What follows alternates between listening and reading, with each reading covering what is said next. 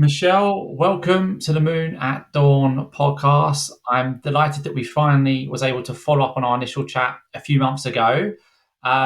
Before we get into some of the questions I had, I'd love for everyone to understand a little bit more about you and your role. Sure, and thank you so much for having me. I'm excited to be doing this. So I'm Michelle Urwin. I'm Global VP of Marketing at Skai, which means I look after all things brand and demand.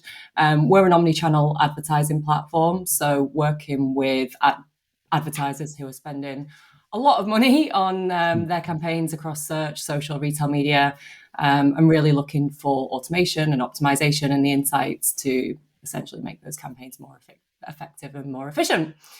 So my role, I've been with Skai for 8 years altogether. And before that, I started my career at IBM and then worked for a couple of agencies, B2B marketing agencies, including Ogilvy. So I've been in this space for quite a while now. Well, great. Well, part of today is really to dive into like how you and Kenshu Sky really think about influencer marketing. So I'd love just to get your perspective on the role of B2B influencer marketing for your overall go-to-market strategy. Yeah, sure. So I think I mentioned this when we first spoke. Like this word influencer kind of gives me the shivers. I think it's got a really bad reputation, primarily from the B2C world, where Mm. you get all the kind of celebrities going on Love Island, and that's kind of what you associate now with an influencer. So I think for a long time, I never really considered it as part of my strategy. I think since we spoke, I've actually been thinking about it a lot more, and it's becoming kind of a bigger part of what I want to do, especially as we go into H2 this year. So, one of the ways, and I guess we almost kind of fell upon it by accident.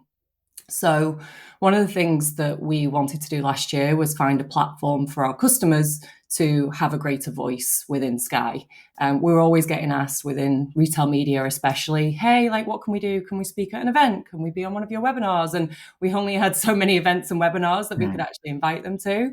So, we talked about developing a podcast, and then we were like, nah, everyone kind of does a retail media podcast. Like, why would ours be different? We wanted to think about like maybe doing it on the blog, and then we were like, nah, again, like not that interested in written content. So we got creative, and in the UK, there's a concept called Media Thursdays, where in the past, like people used to go out from the media world, have a few drinks on a Thursday night. And we were like, maybe we could do Retail Media Thursdays, where we invite people from the industry to come to the pub and we film them talking about retail media. So we created this idea and it blew up. We had primarily, again, like it was never really a lead gen tool to begin with. Like, yes, a little bit of brand awareness, but more just a platform for our customers. And actually, what we found was people started reaching out to us saying, hey, can we be on your TV show? Like, I love this series. Can we be on it? And we've probably had more pipeline from that than anything that we've Oh, ever wow. done. So it made me think, actually, these guys like have a big reach when they're promoting this series and it's getting out there and people are seeing it. Like it is almost our own mini influencer program. So that's really kind of how we've started to dip our toes in, and now definitely thinking about how we can kind of expand the reach of that and scale it beyond what we've been doing just in the UK. So interesting what the lengths people here in Britain will go to get a free drink, eh? But just so when you like set about the course to put together this retail Thursdays, like what was the expectations? How did you approach it from like reporting back to the business with how you was going to like measure success? Like what was that initial kind of ideation and reporting back to the team to get almost approval? Because there would have been some investment from your side because I've seen the execution. I know that there's it's shot with some like camera and lighting. There's a few other bits. So yeah, like how did you go about that?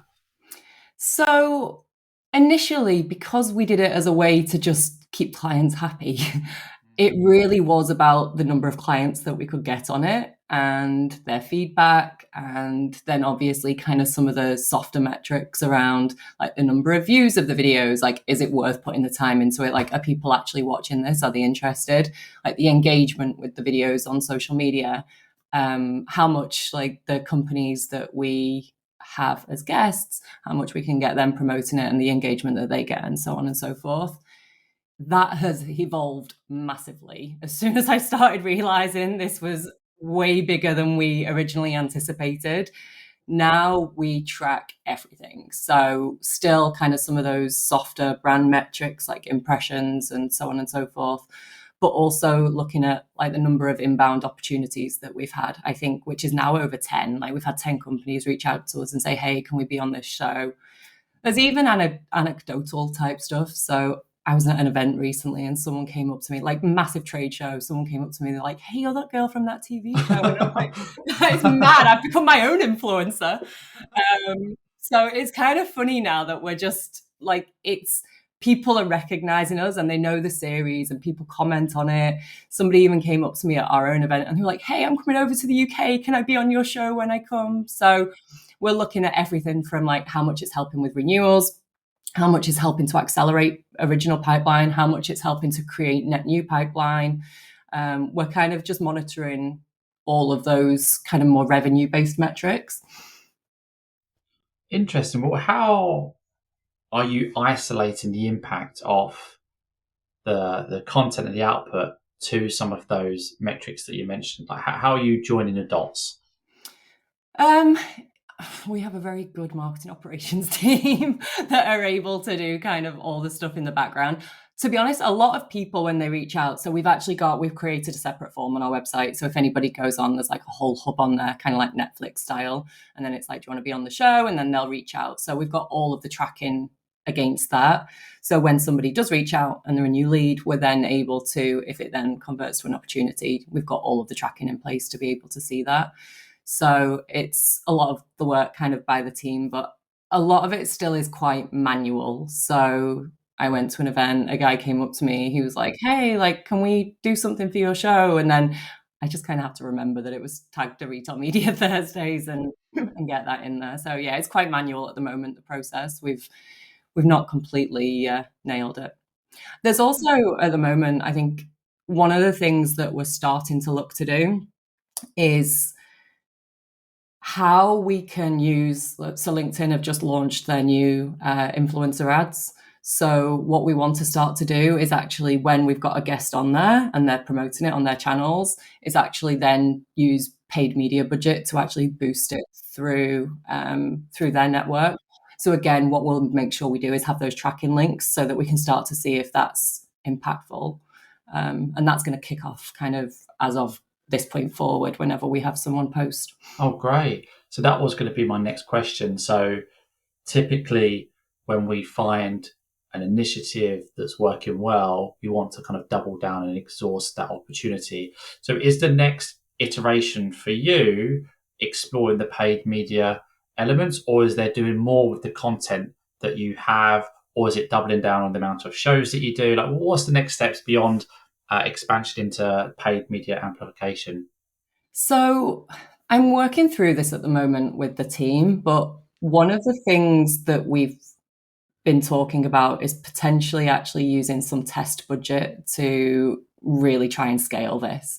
So I don't know about other people. We're seeing less and less impact from traditional PR. I think a lot of like the journalists, they're bombarded with news and you get this one tiny line in an article. And I'm just starting to get to the point where I think it's kind of like, it's a lot of money for not a lot of impact. So could we potentially reallocate some PR budget to actually really try and like test and lean into influencer marketing a lot more in H2? And I think we've got a good platform to start from. Like there's a lot of ideas being floated around, but I think with Retail Media Thursdays, we've found a really good formula in the sense of we don't have to pay these influencers like they want to be on the show. What we will do is put budget behind one, being able to do more promotions, like boosting the posts, putting more kind of paid media behind that, maybe even doing like paid media on other websites if we're freeing up a lot of money from our PR budget. And then also scaling the show. So I'm based in London. It's really easy in the UK to just get people in London and do the filming. It's a lot harder to do it in the US where everybody's based across multiple cities. So we're currently trying to figure out a way that we can scale it because we're only a small team. how can we scale that in the US? Like, how can we get more people from the company being the hosts? How can we find cheap video resource to film it in different cities? So we've started kind of doing a few in H1, but we're definitely looking at how we can do more of these episodes. The other thing we're also trying to do is like proactively identify influencers now. So people with big networks and a lot of reach within retail and commerce media.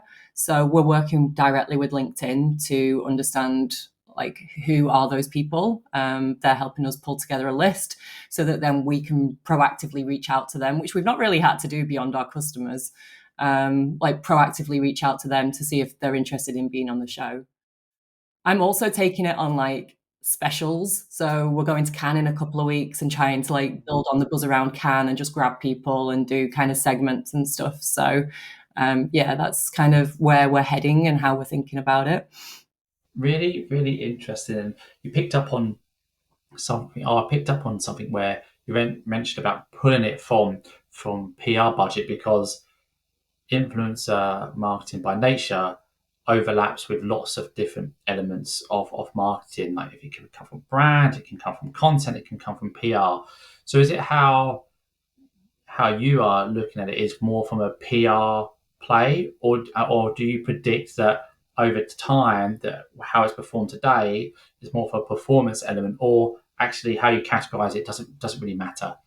It doesn't really matter. I Mm. think, especially the way we kind of are as a business, we're small and pretty agile, and there's no kind of set targets. We loosely measure PR. It's difficult, like the share of Mm. voice and all of that stuff. So I think if we're looking at like the number of mentions and the amount of impressions, we're going to get a lot more from doing this than we will from kind of what we've been doing so far and the amount of coverage that we've been able to get. So I'm not getting rid of PR completely. But I am going to massively cut down on it and then switch some of the budget over and give this a try. The other area we're looking at is how can we tie it into potentially an affiliate program too.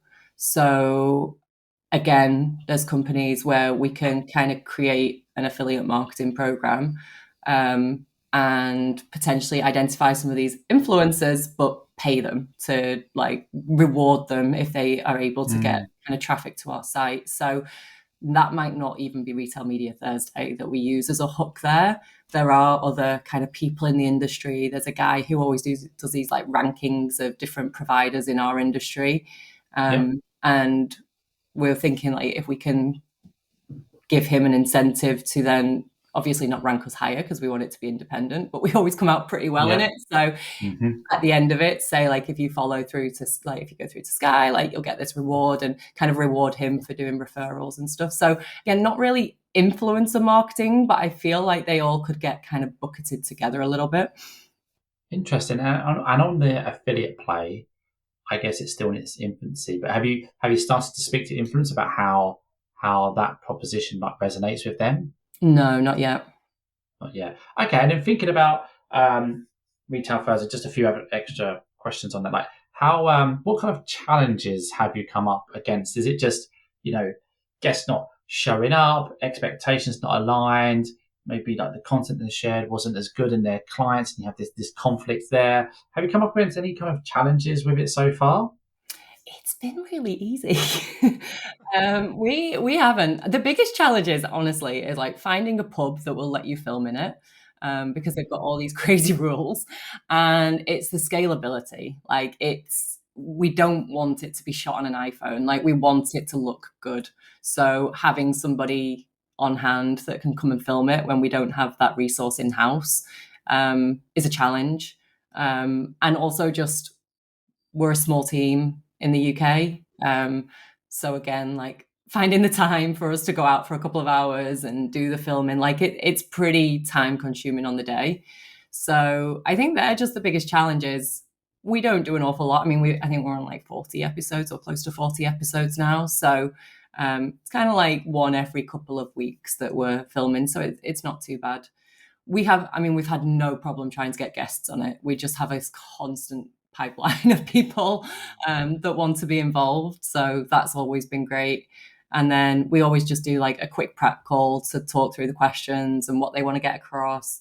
Sometimes challenging to kind of like stop people from being too salesy, especially when it's partner companies. Like we want to keep the Yeah. thought leadership and interesting. So that's the challenge sometimes, is that people often have their own objectives from doing this kind of thing, and we want to keep it very like neutral, and it's not about you, it's just about raising your brand awareness. But no, it's relatively easy to do, to be honest. Okay. I'm thinking about some of the aspirations that you kind of alluded to. Like, what's what's parts of influencer marketing that you really want to do, but there's maybe constraints because of budget, team, resources, time. Like, what would be the grand vision that you'd love to do? I would love to have a whole network of people that we can use. So last year, actually, we tried creating a very neutrally branded site called Breakthrough, which was going to be like the source for all things omnichannel. And we wanted to reach out to people who were influential in the industry, and nobody was really that interested in being part of it. And I think there was a couple of things that we realized. One, this topic of omnichannel is so broad that people are just like, nah, like it's not that interesting of a topic that people want to be known for. And the creative around it just wasn't that interesting. Like it was all online. We weren't doing anything different. Like it wasn't in the pub. And I think we learned a lot from trying to do that and using content as the way to do that. So I think for anyone kind of thinking about this, like, don't just do what everybody else is doing. Get creative. Like, think about a fun way that people want to be in the pub. Like you said, anyone will do anything in England for a free drink. So we've kind of played off that insight. Um, but it really, like, it's not just going to work. Like, people, they might want to be part of it, but it's not going to get the excitement and the buzz if you don't kind of come up with some kind of fun wrapper around it. So that's been one of my learnings. I think other kind of challenges, again, it's resource on our side. Like my team's 12 people, I think. Um, it's not a lot when you're doing every marketing function across that. So we don't have somebody who's dedicated to this, where it's kind of their full-time job, maybe in the future if it starts to be successful. But it is kind of amongst everything else. So just finding the time to really kind of build a plan and scale that and find the right influencers in the first place. Luckily, that's where we're kind of leaning on LinkedIn a little bit, and I'm still waiting for them to send me that list. But um, yeah, I think they're kind of the biggest challenges that we've got at the moment. Okay. And is there anyone in the industry that you're taking inspiration from? They might be in a completely different category, but is there anyone you think who's doing a particular good job in influencer land? Oh, not that I can think of off the top of my Yeah, head. it's It's actually, I don't think too many people in B2B marketing really do it that well. I know years ago I worked for IBM. This was like 2005, maybe, when I was an intern. And we, at that point, reached out to kind of like 20 people that we'd identified as very significant. And these were proper influencers. They weren't like customers who we were trying to kind of be advocates for us. These were kind of like people like analysts and the government and people like that that we really wanted to reach out to. And I always remember that we just played to their egos. Like we were like, you're one of the most influential people in this industry. Like we had someone really senior from IBM who actually reached out to them for us. And we played to their egos. And I was like, that's the way to do it. Like I've always remembered it, that it worked. And it's like it's mad, but it's just, I think that's what we've found has kind of been the best way to engage some of these people. So, like, yes, it's an example from like 17 years ago, however long that. Oh my god, that makes me feel so old. But it's an example from a long time ago, but it worked and it was a really effective way. And I think um, that's been kind of the model that we've followed here. Mm. So thinking about how businesses might want to start in influencer marketing and perhaps don't have a budget ring fence for it, if you were starting again, and it sounds like you was on an incredibly lean budget anyway, but if you were starting again and you hadn't landed on that idea, like what would you recommend to perhaps brands starting again, or if you were starting again without that kind of initial insight or ideation, like what would you suggest for brands starting out in influencer marketing? I think for me, and even where I'm at now, like I feel like I am starting out at it. Like Retail Media Thursdays was kind of an accident, and that's at the point where we're scaling. Whereas now I'm starting to think, okay, we could do a lot more here rather than just using our clients who have almost been influencing the industry for us. It's almost feels more like client advocacy that we've been doing. So for me right now, it's start small. Like let's not boil the ocean. Let's not get carried away. Let's not, like, I kind of see the vision where we have this world of influencers that are constantly like talking about Skai and promoting us, and we've got all of these leads coming in and all of this business just because people think we're amazing. Like that's the oak tree. That's the kind of the future. We have to build the different branches that kind of create that oak tree in the first place. And I think that's where I'm at right now, is like starting to build upon Retail Media Thursday with other ideas and see if there's ways that we can start to kind of dip our toe into this. So, one, who are those influencers? Like, are they kind of extrovert and want to be on these TV shows? Or actually, do we need to find another way to engage them, whether it's the affiliate model or whether it's inviting them to a roundtable just to start building relationships with them, and kind of having those discussions maybe around like how do they want to engage with us, like how can we influence the influencers. So I think that's my advice, is don't try and bite off more than you can chew, especially if you've got limited resources like me. Dip your toe in, see if it works, and see if you can kind of build on things that you've already got, like a Retail Media Thursday, to start expanding into influencer marketing. That is a brilliant answer. Just one final question for me. So it's influencer marketing is not new, but it's relatively new for brands in B2B. What do you think is the future for influencer marketing in B2B in the next 12, 24, kind of 5 months perhaps? Like, where do you think this is going? I know from my personal habits that I spend more time on LinkedIn scrolling through feeds than I do on what have traditional been the kind of influencers, maybe like even in analyst reports or on news articles. Like I don't spend that much time in that type of content anymore. Like most of what I consume is on LinkedIn. So I really, I'm getting to the point where I'm like, I don't think the future is in PR. I think that whole model has to change. It's very outdated how a lot of PR agencies work today. And they're going to have to start dipping their toes more into kind of this influencer realm. I think now, especially that LinkedIn are starting to kind of penalize you if you have web clicks on the feed. Like I know they've made the feed smaller this week if you do that. Like they want more content on that page, which kind of I think content is the core of everything that people do in influencer marketing, really. So I think having now kind of LinkedIn rewarding that, it's a really good opportunity for us as marketers to kind of partner with some of these influencers who want your content. Like they want your data, they want your stats. We did a state of retail media study at the beginning of this year, and we've seen a whole bunch of different people pick it up, like the charts from it, and then they start writing about it. People who you would consider influencers. So again, like how can we feed more of this content to these people where we can keep it in platform on LinkedIn and probably get a way bigger reach and visibility than we would hidden in one line in a press article. So I think that's where it's heading. I think you heard it here first. Like traditional PR is dead, and it's all going to be like LinkedIn influencer marketing.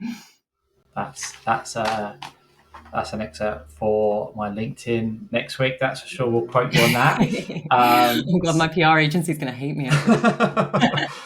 Well, look, thank you so much for coming on. Lots of insight, lots of stuff that we're going to be able to share. So, look, Michelle, thanks again.